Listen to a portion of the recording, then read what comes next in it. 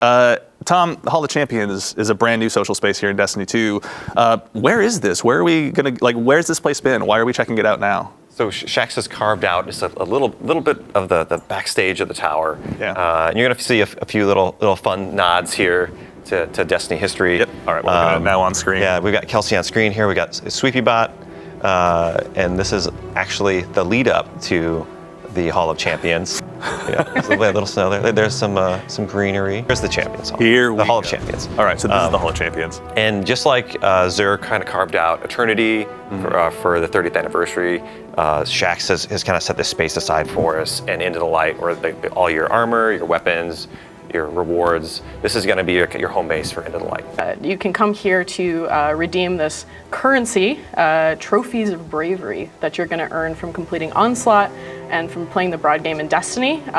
So all of these trophies here, if you progress your hype with Shaxx, you'll be able to spend them here at all these chests to get a really cool set of armor. I can pull open my character so you can see what that looks like on the Hunter. That's right. Also, too, so for the folks at home, we went ahead and mentioned this as well online, but as a quick reminder, this is actually an armor set that's inspired by year 1 of Destiny 2. Trophies that you'll be collecting with Shaxx, you can just keep redeeming them here, and you'll be able to get all your guns here. And this one here is, we're bringing back the Gift of the Thunder Gods. So if you need to catch up on your power level to make sure that you're ready to hop right in, that's something you can do as well. So over the course of Into the Light, as you earn reputation with him, you're going to be able to progress and get all this cool stuff. One thing in particular I want to point out. Interesting. This key. A Superblack key. Is that what I'm seeing over there, Kelsey? What's this symbiote we're looking back here? Yeah, right now it's pretty powerful. It's in containment. But if you keep playing Into the Light, you'll be able to get access to the keys you need to unlock this. One of the ultimate rewards available through this will indeed be the return of the Superblack shader. It's back, finally. Let's go ahead and take a look. Let's go ahead and just equip Superblack and give it a look really quickly. Oh, man. Chat, how do you feel? Come on. It does not get much better than that. Our site has a lot of quests for us. And we did some pretty interesting things, in my opinion, with some of the quests you can pick up from our site. They're going to unlock a couple things. They also have very fun puns that we had a lot of fun working on. So for every single weapon that we're going to be talking about today, there's a corresponding quest. Once you've completed the quest for that weapon, you're going to be able to unlock access to that weapon dropping as rewards. But there's 2 other really cool things that we can talk about there. One, we have these special limited edition appearances for the Brave Arsenal. So completing these quests, you're going to get a guaranteed, curated copy of these limited edition weapons. Excellent. Which I'm happy to show because they look rad. And you'll unlock attunement, which is something I can talk about in a second. Can you tell us a little bit about what the limited edition variants of these are that are available over the course of Into the Light? Sure, yeah. So the Brave Arsenal weapons will drop from Onslaught, and we're talking a little bit about attunement and whatnot here. There is a low chance that one will drop as a limited edition variant, which comes pre-equipped with a super shiny ornament that's locked to that weapon. So the Edge Transit here is the limited edition variant. These are kind of exotic levels of fancy. So you can't apply shaders to the ornaments, you have to remove the ornament first. Got it. The ornaments will only be available up until the final shape launches. Or the limited edition variants. Makes sense. So the base versions will continue to be available. All right. So there's the ultimate I was there version with the limited edition on there, but other than that, after the final shape launches, people will still be able to get these weapons and keep farming for them. There's they have super cool visuals. They drop with double perks in both trait columns, but they don't have any other gameplay differences. So if you've got a great base weapon, you don't need to go and get just cosmetic. Cosmetic only. Fair enough. Makes sense. One cool thing that you can do when completing these weapon quests, once they're available at our site, is attune to a weapon. So let's say that there's a weapon you really want to drop. You can bend luck in your favor and make it more likely for that weapon to appear.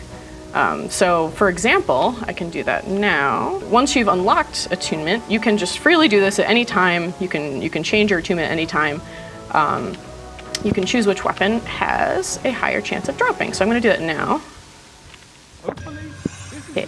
There we go. So yeah, at any point, you can just visit another one. I could even just go and, unattune and reattune to my heart's content. Just once you've unlocked it, you can do that at any time.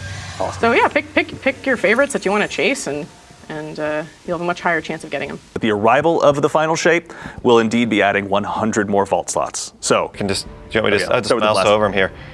Blast Furnace, Hung Jury, Jury returns as well. Session. For anyone that hasn't had a chance to dive into Deepstone Crypt, they can get their hands on a raid weapon as well. Yeah, I should just touch on Succession. And there's, Yeah, please. Forbearance in there as well. But these are fairly recent weapons, but they are, by default, you have to own the release that those raids came out in. So you have to own Beyond Light if you want to get Succession. You have Right. to own Witch Queen if you want to get Forbearance. Yeah. The Onslaught versions of these weapons, or the Brave Arsenal versions, are available to all players. So you get a taste of what, like, the raw power of a raid weapon. Yeah. Let's see. We also have, there we go, Midnight Coup. For anyone who watched last week, thank you, Noah, as well, for going ahead and showing this off. Midnight Coup obviously makes an incredibly triumphant return.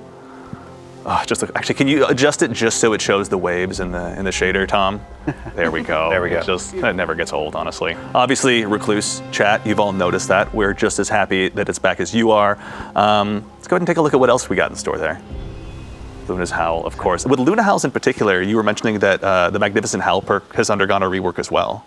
Yeah, in its original shipping form, that was way too strong because it would let you two-tap a Guardian in PvP incredibly fast with the perk up. Yeah. 180 RPM.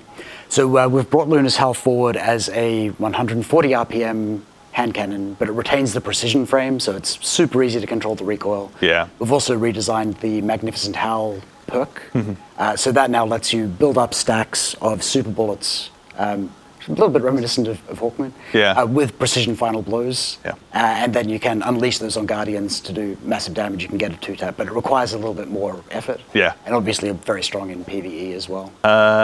Also, Elsie's. So actually, here's a cool one as well. Yeah. This is no longer the Stranger's rifle. This is Elsie's rifle now. Yeah, Elsie's no longer a stranger. That's right, yeah. But yeah, this is a really iconic Destiny 1 weapon that everyone who played through the Destiny 1 campaign would have acquired as Yeah. the Stranger's rifle. It's come forward with as close to its original feel as we could manage, updated for the Destiny 2 sandbox. It's got a ton of cool new traits. It's really very, very strong, high-impact Yeah. pulse rifle. Yeah. How did you guys go ahead and bring Forbearance forward also too into the light? Like, what did you add new perks into the pool, or what did you guys end up doing to kind of retain that classic feel? Yeah, so we wanted it to feel like the Witch Queen version, but with slightly updated perks. So the perk pools are fairly similar, but with a couple of spicy additions. So you'll notice Disruption Break left column on a waveframe grenade launcher, super, super strong. Yeah. It's not something that you get on the original That'd version. be disgusting. Yeah, but it's got all of the old classics. Yeah. It's got the new Indomitability origin trait instead of the Soul Drinker trait. And that's the same is true of any other weapons which had already shipped with origin traits. Yeah. I think was that a limited edition ornament on the Recluse as well that you have over there? Yep, there's a base just and look at the. Oh, let's take a look. There we go. That's, again, the ultimate I was there. As you go ahead and begin your showdown with the Witness, with the arrival of the final shape, doesn't hurt to have one of these sitting on your hip. And of course, our beloved Edge Transit.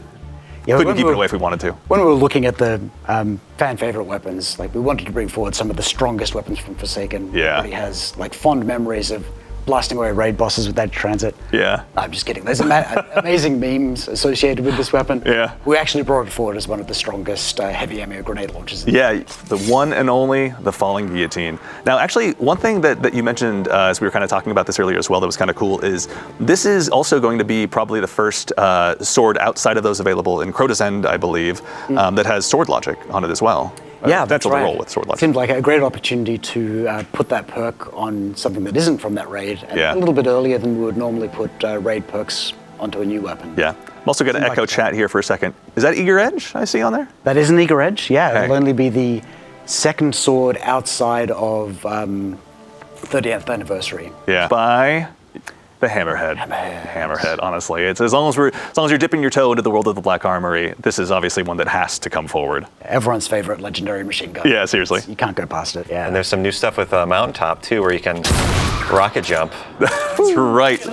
So a quick heads up as well, these weapons, while they won't be craftable, they are going to be enhanceable, is that correct? Correct, yeah. So these weapons will retroactively be enhanceable when the final shape comes out. So any drops that you get during this initial period, you'll be able to enhance then.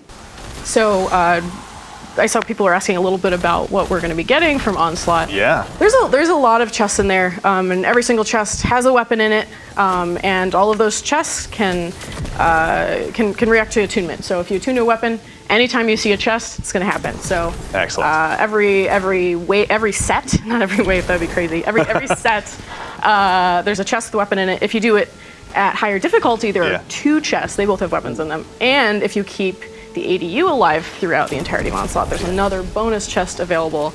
So you can get a lot if you just keep yourself kicking and get all the way through there. Keep the ADU up. There's a lot of guns to be had. And there's also, I'm not sure if we've seen it on screen yet, but there's a new perk that'll be joining this pool as well, won't there?